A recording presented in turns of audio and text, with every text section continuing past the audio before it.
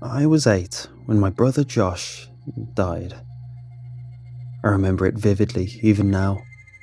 Every little detail from when we woke up until his very last breath. He was 2 years older than me, and we would fight non-stop, like most siblings do. That day was no different. We got up early before our parents did and raced down the stairs. He beat me like he always did, and as a reward, he got the last bowl of cereal.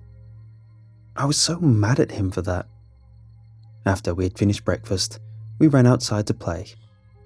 It was a warm summer morning, and I can still imagine that wall of heat hitting me as I opened the front door. We played for hours without pause, and it remains one of the best memories I have of him. He died around noon. A long drop, a crunch, and a snap. It all happened so fast. I just stood there, frozen, watching as the pond of blood grew and listened intently as his final, wheezing breath left his broken body. Shock, my parents said. I was in shock. They couldn't get me to speak for weeks. I observed when the ambulance arrived, the paramedics and the firemen running around shouting hysterically. Then, the sirens dying out in the distance. My mom and dad left sobbing inconsolably. I stood, silent, as the funeral came. I held my breath as they lowered the coffin into the awaiting depths, and only after I saw the headstone loom before me could I allow myself to talk again. We moved shortly after the funeral. My mom could no longer stand living in the house. My dad reluctantly agreed, but kept telling her that they would be losing money on the sale. Mom didn't care. No amount of money could have persuaded her to stay, to live on the property that stole her Josh from her. I knew then that nothing would ever be the same again. The new house was quite a bit smaller than the old one, but I liked it. It was cozy and sweet, and had sort of an old cottage vibe to it. And even though I missed Josh, I was happy to have a bedroom to call my own, to decorate as my own, to grow up in. Days, weeks, and months passed, and not much changed. There was an aura of gloom about the family, a lingering grief that wouldn't quite let go. It was like the days just faded into nothing, like none of us really were there. Originally, I thought that was the reason it came. It was drawn to our grief, to our constant, ever-present sorrow. The first time it came from the walls was 3 months after Josh's death. It was a day like all the others, grey and uneventful, and I had drifted off to sleep later than usual, my body maybe somehow aware that there was something unnatural nearby. I awoke in the darkness by an unidentifiable sound, somehow coming from all the walls at once. It was sort of a soft clicking sound, rising in pitch, then lowering again. I never heard anything quite like it, and I sat up in bed, squinting, trying to make out where it could originate from. After a few minutes, my eyes were slowly adjusting to the darkness, and my gaze was drawn to a hole in the wall. It was just a tiny knothole, maybe an inch or two, but for some reason, I was convinced it was the source of the sound. I sat there for minutes, trembling, just staring into the hole, not knowing why. Then I noticed it started widening, yet inexplicably remaining the same size. I crept under my sheets in fear when the head squeezed through. I just lay there, frozen, unable to move or make a sound. I could hear it moving around out there, like it was exploring, searching. I must have stayed under the sheets for hours before I finally just passed out. The next morning, I jolted awake with a scream and immediately ran to tell my parents about it. They dismissed it, of course, Just some vivid dream caused by an overactive imagination, they were sure. I tried to reason with them, but soon just gave up. They just wouldn't listen. This kept happening for weeks. I would wake up to the soft clicking sound, stare at the hole, and hide under my sheets when I saw the head emerge. I could never get a good look at it. I was far too frightened, but it was completely bald, and the skin had an ashen grey complexion to it.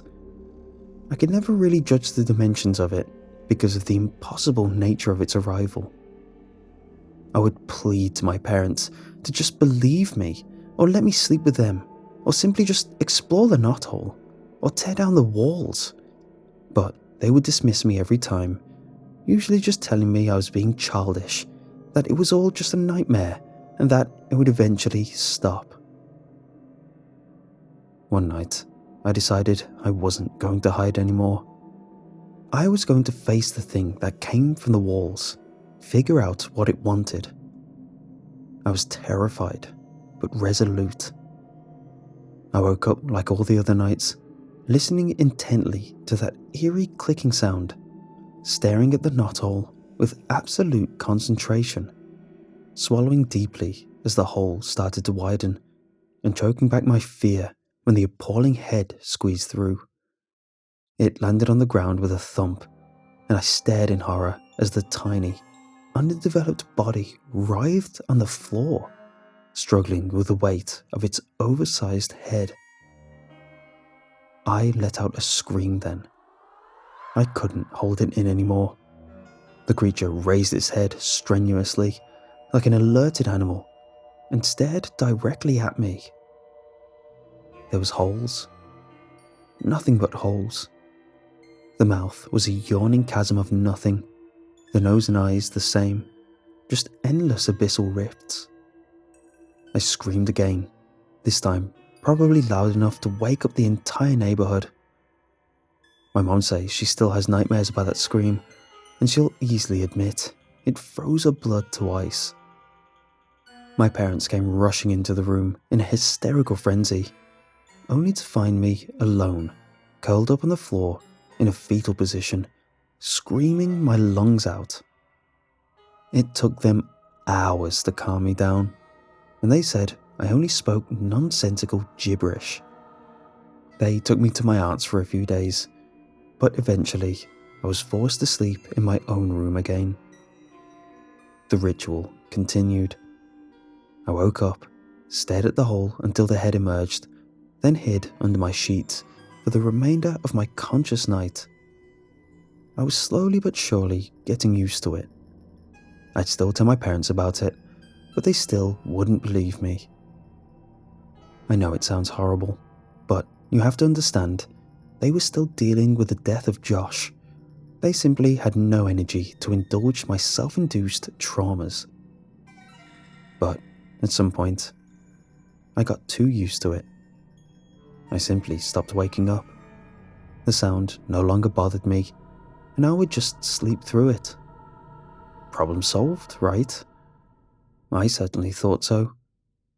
Until I woke up one night with the thing on top of me, staring me right in the face. Those endless, abyssal eyes swirling away, that gaping chasm of a mouth hovering inches above. I was too mortified to scream, my body now somehow unable to move at all. As an adult, I could have simply written it off to some extreme form of sleep paralysis, if it wasn't for the next part. Foul-smelling, black liquid started pouring from the creature's orifices, completely covering, drowning my face in it. My mouth was filling with the awfulness of it, and at some point I swallowed some, just to catch my breath. The taste was that of death, of decay and rot. I was panicking, desperately trying to move, scream, do anything at all, but I couldn't. I was trapped, and sooner or later, I just passed out. I woke up in a pond of the black liquid. I showed my parents the foul stuff and explained what had happened. My dad said they'd seen some signs of leakage around the house, so it must have been that. Just some stale, putrid water seeping through the roof. I resigned then from ever asking them anything again. They simply couldn't be trusted. We moved a couple of years later. I would see the creature every night, but made sure to set an alarm so that I never had to wake up to that horrible creature's face ever again.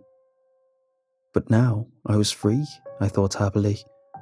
We were getting along better as a family, and we were finally moving away from that cursed place. And for months, I felt wonderful. I had a semblance of life again, of freedom, of joy. But then one night, I woke up to the soft sound of clicking. I sat up and scanned the walls, and there it was. A tiny knothole and a head squeezing through it. Moving didn't help at all. The creature followed me wherever I went. I'd be free for a couple of months tops, then I would wake up to that sound and a head. Every once in a while, I would sleep through it and wake up with that ashen grey face inches from my own. The liquid would pour and I would swallow. Then I'd wake up in a pond with no one there to believe me. I grew up depressed, stressed, unhinged, half mad. Somehow I made it through school, college, even got a job. But I would never feel good. I could never feel joy. I could never connect with another human being ever again. The creature wouldn't let me. It slowly drained my life from me. When I was 25, my doctor told me my physiological age was that of a 50-year-old. Start exercising, he said. One day, 3 years ago, I went back to the place it all started. I'd known for years already, maybe even always, what caused it, what brought it to me, what it was.